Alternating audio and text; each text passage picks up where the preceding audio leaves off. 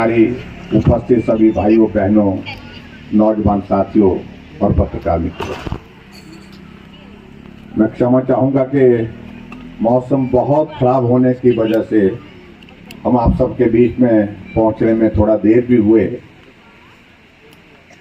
और आप सब लोगों ने इंतजार किया। मुझे मालूम पड़ा कि यहाँ पर भी तूफान आया था और यहाँ आप सब लोगों को भी बहुत परेशानी हुई।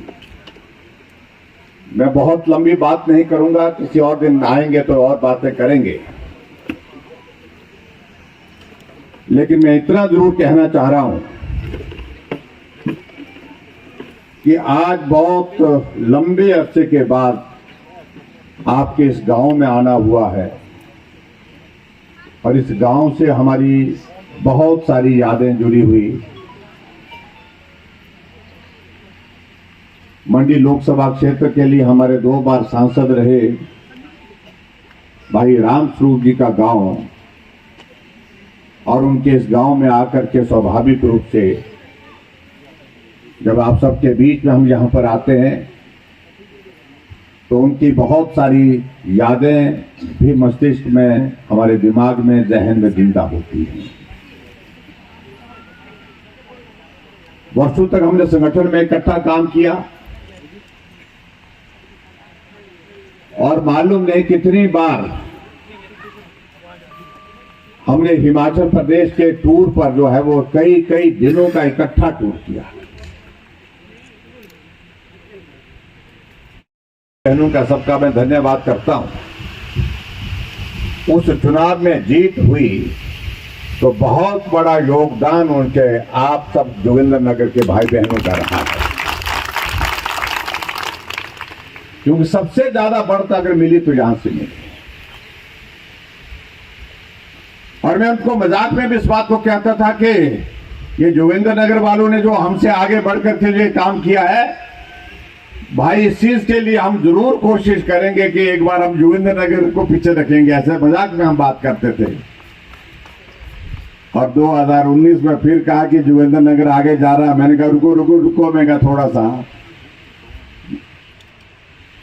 और मैंने कहा जोगिंद्रनगर तो आगे रहना चाहिए, अच्छी बात है, लेकिन जोगिंद्रनगर के साथ मैं भी मुकाबले में हूं, यानी कि मैं भी लीड देने के लिए मुकाबले में हूं।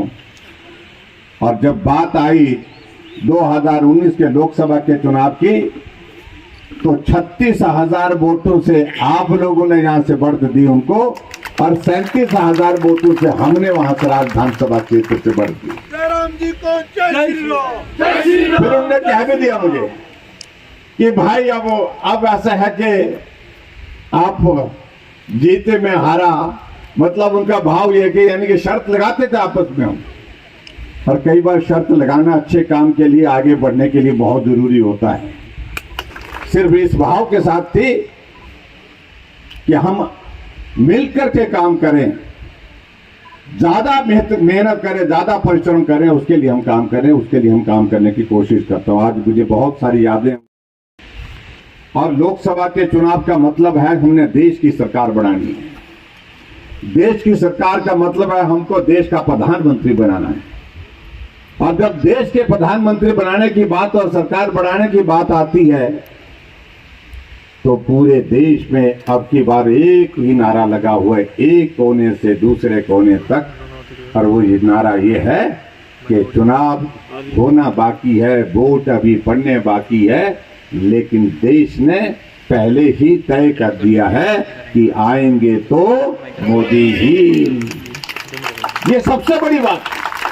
आज तक हमने चुनाव जितने भी लड़े उसमें यह होता था, हम बोलते थे हम आएंगे, दूसरे बोलते थे हम आएंगे।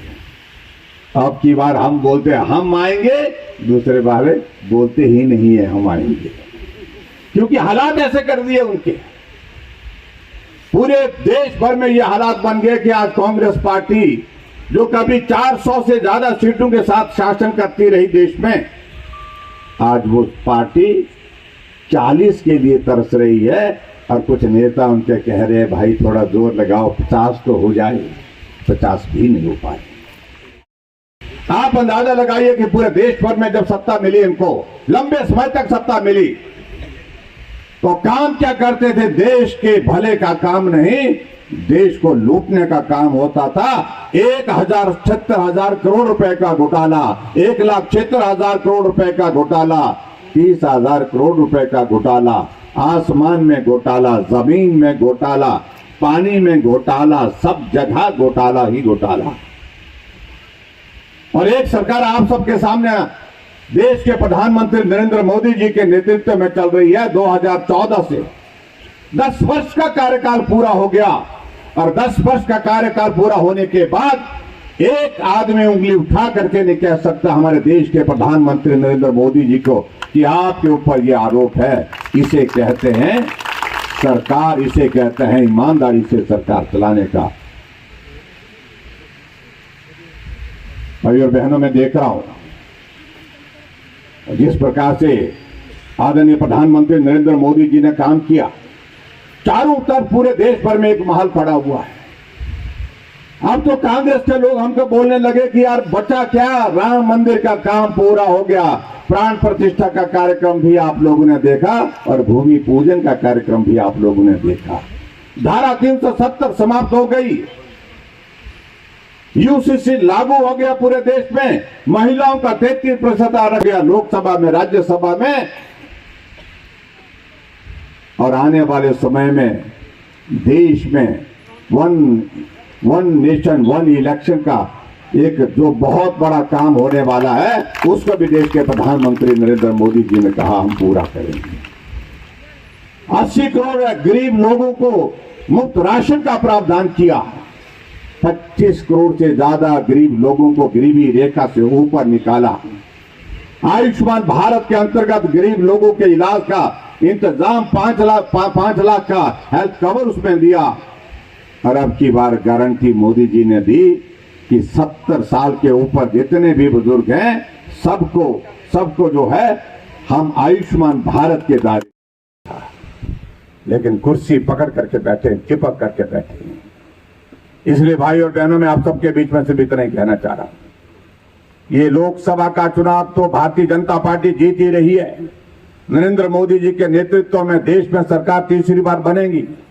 लेकिन अब की बार ये भी हालात दिख रहे हैं कि आपका वोट 1 होगा लेकिन सरकारें 2 बनने जा रही है। आमतौर पर हिमाचल प्रदेश में उनके भी वो हमला कर रहे हैं। हमने उन लोगों को कहा कि हम यहां खड़े हैं, हम पर करिए, हमसे बात करिए, लेकिन हमसे बात करने की हिम्मत नहीं कर पा रहे।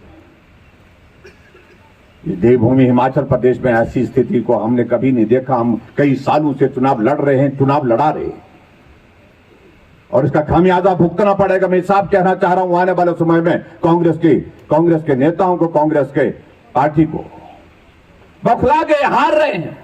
हिमाचल में 4 सीटों पर सफाई हो रही है इनकी, और जो 6 उपचुनाव हो रहे हैं, 6 उपचुनाव में भी कांग्रेस पार्टी हार रही है। मैं ये कह रहा हूं, सरकार तो चले गई है, सरकार नाम की कोई चीज है ही नहीं हिमाचल प्रदेश में। जब राज्यसभा की 1 सीट का चुनाव था और उस चुनाव में कांग्रेस पार्टी बहुमत होने के बावजूद हार गई। भारतीय जनता पार्टी तो बहुत कम संख्या में थी, लेकिन हम चुनाव जीत गए।